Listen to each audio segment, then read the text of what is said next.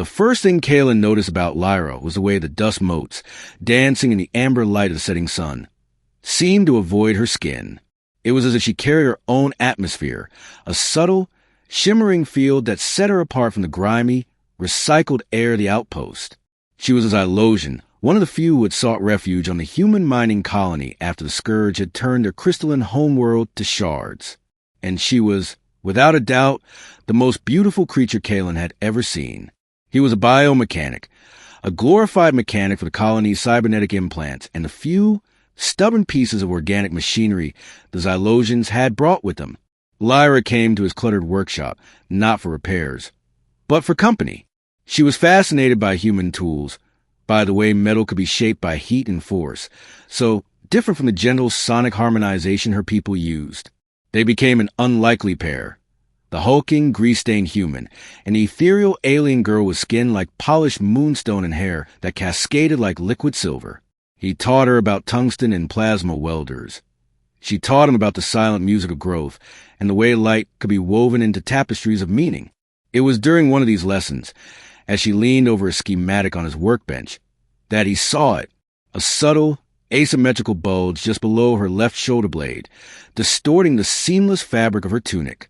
It was the color of a day-old bruise, a deep amethyst against her usual opalescent hue. "Lyra," he said, his voice gentle. "You're back, are you hurt?"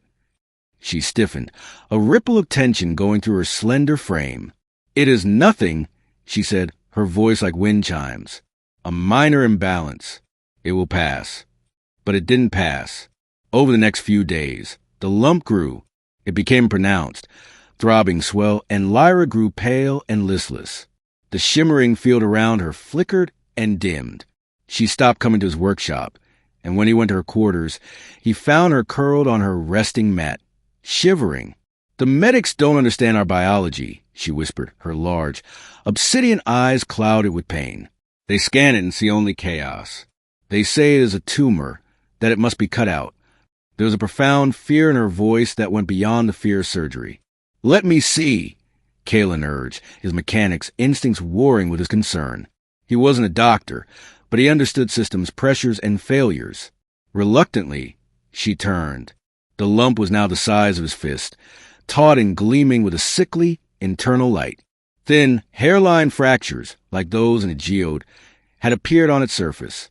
As he watched, mesmerized and horrified, he saw a pulse of light throb from within, a frantic, trapped rhythm. "It's not a tumor, Lyra," he breathed, his mind racing. "It looks pressurized, like a boiler about to blow." He reached out, his fingers hovering just above the heated skin. He could feel the energy radiating from it, a low hum that vibrated in his bones. "It is the change," she gasped, as another wave of pain racked her body. "But it is too soon. The Scourge, it damaged our world song. Our children are born silent. The metamorphosis should not happen here, in this silent place."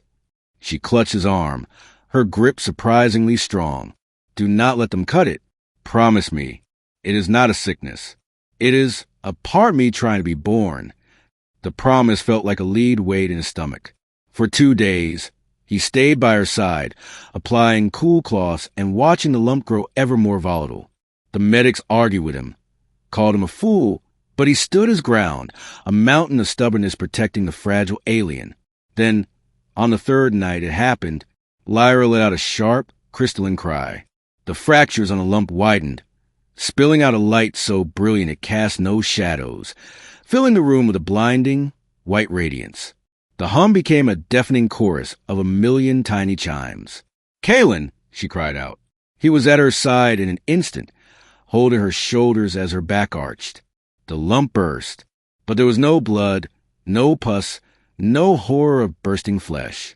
Instead, the skin peeled back like the petals of a miraculous flower, and from within the luminescent core, a structure of impossible beauty unfolded. It was a wing, not of flesh and feather, but of light and solidified sound. It was a complex, fractal lattice, shimmering with every color he could name, and 1,000 he couldn't. As it unfurled to its full, glorious span, a second one erupted from her other side, a perfect, symmetrical twin.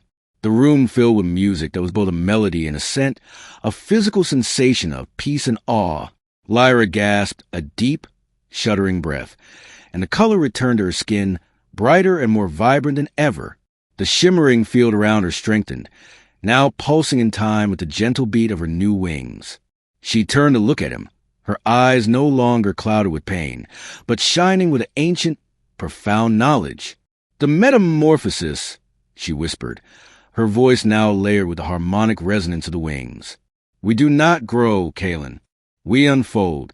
When we come of age, the potential within us manifests. This is our true selves."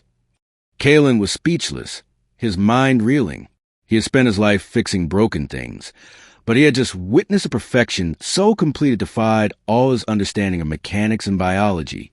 This wasn't a repair, it was a revelation. Tentatively, Lyra flexed the wings. They didn't disturb the air, but the light in the room bent and swirled around them. She rose from a mat, not standing, but hovering a few inches from the floor. She was no longer just a beautiful alien girl. She was a goddess of light and song. "The scourge silenced our world," she said, her voice echoing to the chambers of his soul. It severed the connection. The young could not hear the music of becoming, and so they remained dormant, trapped. "I was one of them. But your silence is different. It is not an absence. It is a listening." She reached out and touched his cheek. A wave of pure, unadulterated emotion flowed into him. Not words, but gratitude, wonder, and a connection deeper than any language could convey. "You listened," the wings seemed to sing. "You did not try to cut away the unknown. You protected it. You allowed it to be born." From that day on, Lyra was changed. She could communicate complex ideas with a flutter of her wings, painting emotions in the air. She could heal minor ailments in the plants of the hydroponics bay by hovering over them, her light nourishing their leaves. She was a living piece of xylose, a testament to what her people had lost. And Kaelin, the grimy biomechanic, had become her keeper, her guardian, and her first friend in this new, resonant chapter of her life. He had looked at a strange, frightening lump and seen not a problem to be solved, but a mystery to be honored. He had expected a burst of death and decay, but had been given a front-row seat to the most beautiful birth imaginable. Sometimes, in the quiet of his workshop, she would unfold her wings for him, and he would simply sit and watch the light play across the walls, listening to the silent music of her being. He had not fixed her. He had simply borne witness, and in doing so, had helped a star to unfold. And in the reflected glow of her wings, he finally understood that some of the universe's most profound mechanics were not meant to be understood, only cherished.